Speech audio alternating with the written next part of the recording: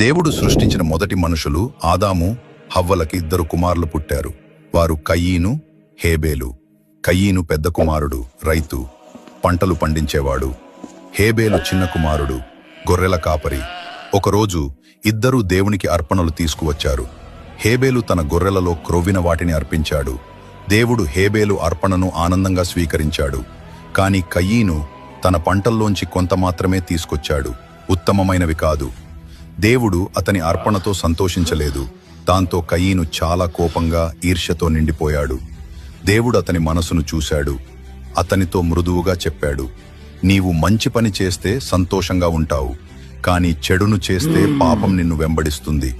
కాని కయీను తన ఈర్ష్యను ఆపుకోలేకపోయాడు. ఒకరోజు పొలంలో ఉన్నప్పుడు అతని కోపం అదుపు తప్పింది. హేబేలుపై పడి అతనిని చంపేశాడు. దేవుడు కయీనుని అడిగాడు, నీ తమ్ముడు హేబేలు ఎక్కడా?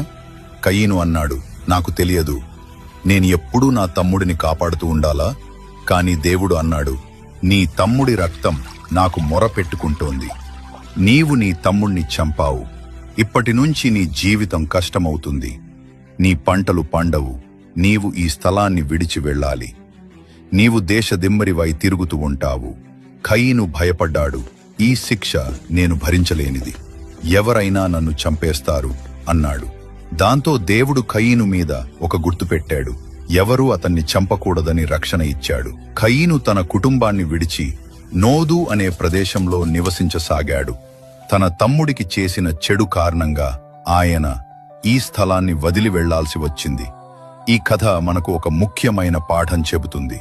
ఈర్ష్య, కోపం మనల్ని భయంకరమైన పనులు చేయించవచ్చు. మనం మంచి పనులు చేయాలి.